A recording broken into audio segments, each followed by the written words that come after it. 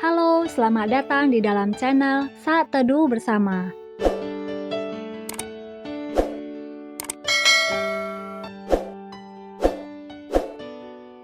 Mari kita mulai membaca bersama janji iman atau Promise of Faith terlebih dahulu. Kamu sudah siap? Kita mulai. I love my Bible. I read it every day. I meditate it. I just do it. I finish it and repeat it. Saya cinta Alkitab. Saya membacanya setiap hari. Saya merenungkannya. Saya melakukannya. Saya menyelesaikan dan mengulanginya. Pembacaan Kitab Yohanes. Hari ini kita akan membaca dari Kitab Yohanes.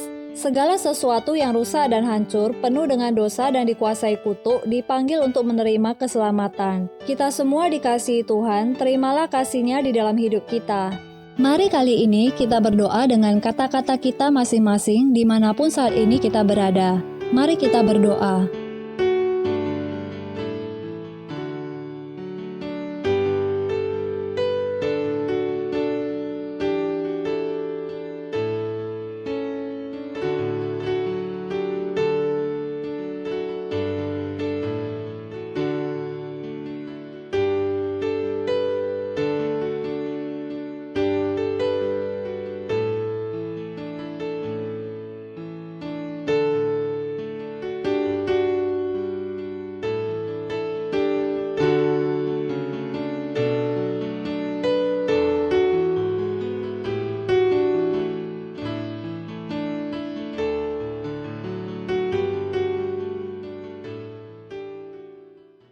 Yohanes pasal 2, Perkawinan di Kana.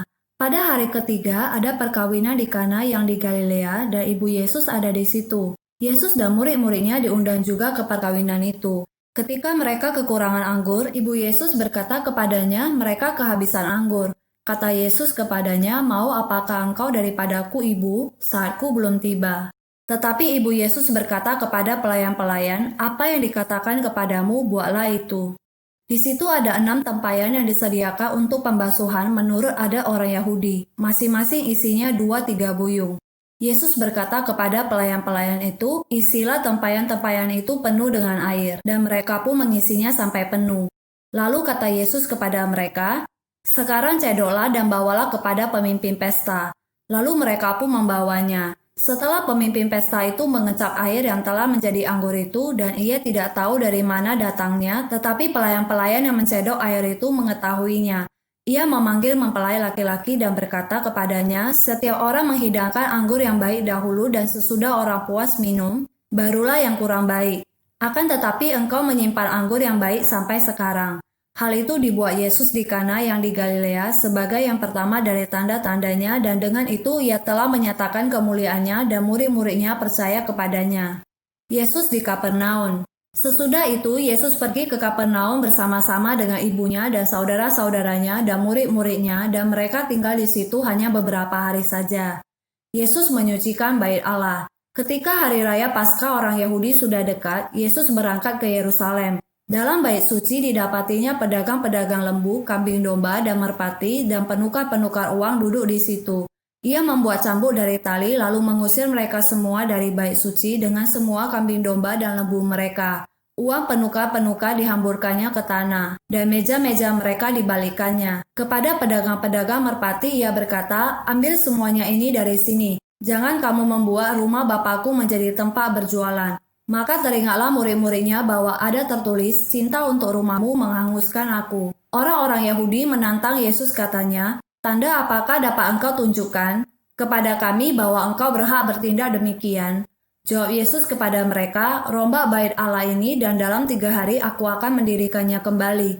Lalu kata orang Yahudi kepadanya, 46 tahun orang mendirikan bait Allah ini dan engkau dapat membangunnya dalam 3 hari? Tetapi yang dimaksudkannya dengan bait Allah ialah tubuhnya sendiri. Kemudian sesudah ia bangkit dari antara orang mati, barulah teringat oleh murid-muridnya bahwa hal itu telah dikatakannya. Dan mereka pun percayalah akan kitab suci dan akan perkataan yang telah diucapkan Yesus. Dan sementara ia di Yerusalem selama hari raya Paskah, banyak orang percaya dalam namanya. Karena mereka telah melihat tanda-tanda yang diadakannya. Tetapi Yesus sendiri tidak mempercayakan dirinya kepada mereka karena ia mengenal mereka semua. Dan karena tidak perlu seorang pun memberi kesaksian kepadanya tentang manusia, sebab ia tahu apa yang ada di dalam hati manusia. Pembacaan firman Tuhan sudah selesai. Yuk ambil waktu sejenak untuk merenungkan kembali firman yang sudah kita baca.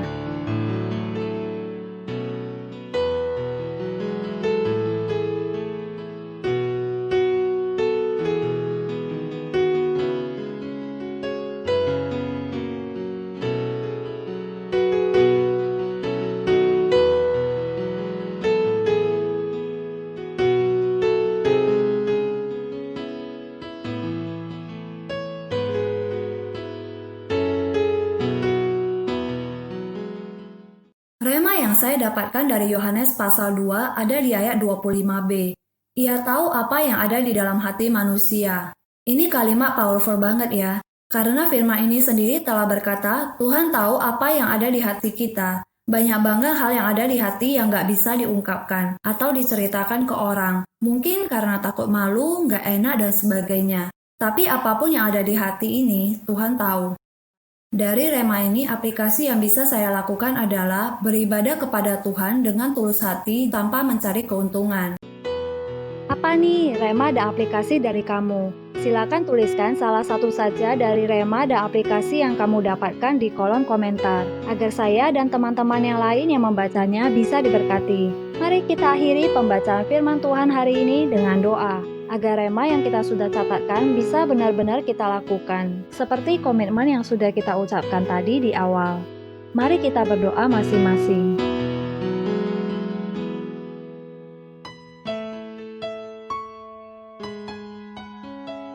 Sampai ketemu lagi, God bless you.